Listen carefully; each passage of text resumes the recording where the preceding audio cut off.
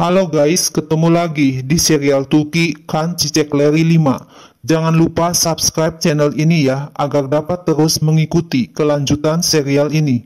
Dan bagikan channel ini kepada semua orang, agar dapat menonton serial ini. Deria yang diam-diam mendengarkan pembicaraan Baran dan Dilan cepat-cepat bersembunyi, karena Baran pergi keluar dari kamar Dilan. Dilan ngomel, menikah dengan Baran adalah kematian buat Dilan. Malam harinya, Dilan dibawakan makanan oleh asisten rumah tangga, Gul. Gul mengatakan, bila Dilan tidak makan, Dilan akan mati, karena Dilan belum makan apa-apa dari pagi tadi. Lama-kelamaan Dilan akan terbiasa dengan aturan di sini. Tapi Dilan diam saja, melamun, tidak sadar kalau ada orang yang mengajaknya berbicara. Akhirnya Gul pergi meninggalkan Dilan. Dilan merasa sedih, teringat ketika ia dan Sumrut, adiknya, sedang mencuci piring. Sumrut berkata kalau Sumrut sangat bangga kepada Dilan. Sumrut akan sangat merindukan Dilan. Tapi apa yang harus Sumrut lakukan? Masa depan Dilan lebih penting. Mungkin Dilan dapat mengunjungi Sumrut sewaktu-waktu. Dilan berjanji akan datang mengunjungi Sumrut, karena Dilan sangat mencintai Sumrut. Baran masuk ke kamar Cihan dan mengambil foto yang terpajang di meja. Baran memandang foto tersebut dan teringat ketika ia bermain basket bersama Cihan. Cihan mengeluh ia baru belajar bermain basket. Baran berkata bila Cihan ingin mengalahkan Baran, Cihan harus berlatih lebih keras. Bila Cihan tidak mengikuti nasihat Baran, maka Cihan akan mendapatkan kesulitan di dalam hidup. Jangan biarkan apapun menghalangi hidup Cihan. Cihan bilang ia ingin menang sekali saja. Tiba-tiba foto yang dipegang Baran jatuh, sehingga foto keluar dari figurannya. Baran teringat kembali sewaktu bermain basket. Ia berkata kalau Cihan terlihat marah, dan Baran menasehati agar Cihan jangan marah. Itulah kehidupan. Cihan harus mengambil pelajaran, bahkan belajar dari kekalahan, maka Cihan akan lebih kuat. Deria berkata kepada dirinya sendiri, ia akan melakukan yang terbaik untuk mencegah perkawinan Baran dan Dilan. Deria tidak akan meninggalkan mansion tanpa melakukan yang terbaik. Jika Deria pergi, Deria akan kehilangan Baran. Deria harus berjuang untuk merebut Baran. Tiba-tiba pintu kamar Deria diketuk oleh nenek Baran, Asade. Deria menduga dengan yakin kalau Asade akan mengatakan kalau mobilnya sudah tiba untuk membawa Deria pulang. Deria keluar kamar dengan berpura-pura sakit perut dan mau muntah. Deria cepat-cepat masuk kamar mandi, menyalakan air wastafel dan berkata kalau ia sakit perut. Asade tahu penyebab Deria jatuh sakit, karena Baran menyuruh Deria pulang ke rumahnya. Di dalam kamar mandi, Deria tersenyum senang mendengar perkataan Asade dan berpura-pura batuk. Deria berkata kepada Asade, ia baik-baik saja setelah diberi air mint dan lemon. Deria sudah menjadi beban buat Asade. Deria minta maaf dan berpura-pura minta dipanggilkan taksi. Asade melarang Deria pergi karena Deria masih sakit. Tapi Deria berkata kalau ia baik-baik saja dan sakitnya sudah pergi. Asade menyuruh Gul untuk memberitahu Yahya supaya menyiapkan mobil. Asade akan berbicara dengan dokter kepala dan mengajak Deria pergi. Deria terlihat bingung mendengar Asade mengajaknya pergi ke dokter. Cepat-cepat Deria menolak untuk pergi ke dokter dan minta untuk beristirahat saja. Setelah Asade keluar kamar, Deria berkata dengan dirinya sendiri kalau ini bukan waktunya untuk istirahat, waktunya hampir berakhir. Pertama-tama Deria akan mengurus Dilan dengan mengamati Dilan. Dilan kaget melihat Asade tiba-tiba masuk ke dalam kamar dan mematikan lampu kamar. Asade menyuruh Dilan duduk dalam gelap. Lampu menyala untuk Dilan tidak ada gunanya. Asade keluar dari kamar Dilan dengan muka masam. Dilan hanya bisa menangis sedih melihat Asade benci kepadanya.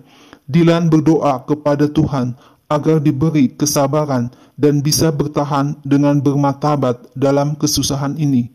Dilan ingin Tuhan memberi kekuatan dalam percobaan yang berat ini. Dilan bertahan untuk mendukung keluarga Dilan. Deria keluar dari kamarnya dan mendatangi kamar Dilan. Dengan berpura-pura sakit, Deria berkata kalau ia sakit dan setiap orang sedang tidur. Deria sangat sakit dan minta tolong kepada Dilan. Dilan memeriksa dahi Deria dan Deria tidak mengalami demam. Deria berpura-pura tidak bisa bernafas dan minta dibawa keluar untuk menghirup udara segar. Deria minta agar Dilan membawanya ke kebun. Baran melihat neneknya sedang mengelap tangan ayah Baran. Baran mengatakan biarkan ia yang mengerjakannya, tapi Asade tidak membolehkannya dan berkata kepada ayah Baran agar membiarkan Cihan pergi. Baran tidak akan mengizinkan Cihan pergi ke rumah teman Cihan. Cihan harus kembali pulang ke rumah. Asade bilang Cihan sudah pergi. Asade mengeluh Baran sudah membuat keputusan tanpa memikirkan tentang keputusannya. Baran sudah dewasa dan Baran tidak memerlukan Asade lagi. Setelah Asade pergi, Baran berkata kepada ayahnya kalau ia telah melakukan sesuatu untuk kebaikan semua orang. Baran tidak akan berubah pikiran. Kejadian ini akan selesai bila Baran menikah dengan Dilan. Dilan membawa Deria keluar rumah, tapi tiba-tiba Deria berubah sikapnya terhadap Dilan. Dilan bertanya, apakah Deria menipu Dilan? Deria minta agar Dilan jangan pergi. Deria mengaku tidak berpura-pura sakit. Deria memohon mengajak Dilan berjalan-jalan, berpura-pura agar Deria bisa sembuh dari sakitnya. Deria menanyakan apa yang terjadi dengan kuliah Dilan kalau Dilan menikah, tapi Dilan tidak menjawab pertanyaan Deria. Deria bertanya lagi, apakah Dilan ingin berbicara sesuatu kepada Deria? Dilan hanya tidak ingin Baran melihat Dilan ada di sini. Deria bilang, Dilan tidak usah takut, semuanya akan berubah bila Baran sudah menikah. Deria mengatakan Dilan tidak bahagia. Dilan bilang ia tidak perlu untuk bahagia. Deria berkata sangat sulit untuk menikahi orang yang tidak dicintai. Deria menyuruh Dilan untuk melarikan diri dari sini. Dilan tidak dapat melarikan diri. Dilan harus menikah. Mendengar perkataan Dilan, Deria langsung berpura-pura perutnya sakit lagi. Deria mendorong Dilan sehingga Dilan jatuh ke dalam lubang sumur. Dilan bertanya, mengapa Deria melakukan ini kepada Dilan? Deria menutupi lubang sumur tersebut dengan ranting daun dan pergi meninggalkan Dilan. Dilan berteriak minta tolong dari dalam sumur, tapi tidak ada seorang pun yang mendengar teriakan Dilan. Akhirnya Dilan tertidur karena kecapaian. Asade masuk ke kamar Dilan, tapi kamarnya kosong. Asade berpikir kalau Dilan pergi lagi melarikan diri dan melempar gaun pengantin ke tempat tidur Dilan. Asade memberitahu Baran kalau Dilan melarikan diri. Ini akan mempermalukan keluarga dan menyuruh Baran agar menghentikan acaranya bila petugas pernikahan datang. Karena Dilan pergi entah kemana. Asade dan Baran tidak tahu kalau Deria mengintip dari celah pintu kamarnya. Baran mencari Dilan di luar rumah dan menuduh Dilan bersembunyi di suatu tempat. Baran memanggil penjaga rumah dan menanyakan di mana Dilan tadi malam. Penjaga rumah melihat Dilan bersama Deria berjalan di kebun. Baran menyuruh penjaga rumah untuk mencari Dilan di setiap bagian mansion. Baran menemui Deria di kamar Deria. Deria bilang ia sedikit sakit. Baran berkata kalau Deria menghabiskan waktu bersama Dilan di kebun kemarin malam. Baran mendesak Deria agar memberitahu Baran. Deria mengaku ia dan Dilan berjalan. Kemarin malam Deria sangat sakit. Deria pergi ke kebun untuk mendapatkan udara segar. Deria bilang Dilan melarikan diri. Asade datang dan Deria mengatakan ia melihat Dilan kemarin malam di kebun, tapi sebentar. Asade bilang Deria sakit, Dilan pasti melarikan diri. Gul memberitahu Baran kalau petugas pernikahan telah datang. Asade menyuruh Gul untuk memberitahu kalau tidak ada pengantin wanita dan perkawinan dibatalkan. Tapi Baran melarang Gul, dan Baran berkata kalau ia akan menikah. Baran bertanya kepada penjaga rumah, ke arah mana Deria dan Dilan pergi kemarin malam? Penjaga rumah menunjukkan arah di mana Dilan dan Deria pergi kemarin malam. Baran langsung lari ke arah lubang sumur dan mengangkat dahan-dahan kering yang menutupi mulut lubang sumur. Baran melihat Dilan terbaring pingsan di dalam sumur.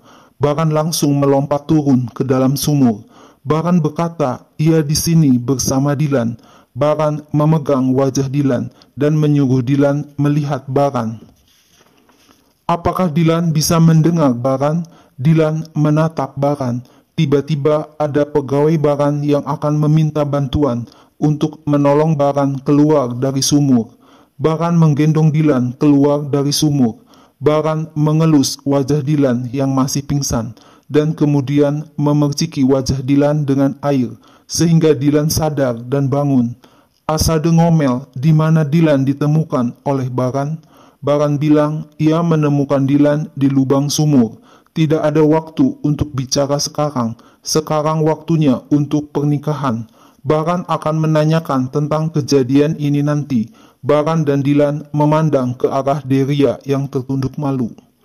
Asade menyuruh Dilan berganti baju dan mempersiapkan diri untuk pernikahan. Setelah pernikahan, Dilan akan tahu apa yang akan terjadi selanjutnya.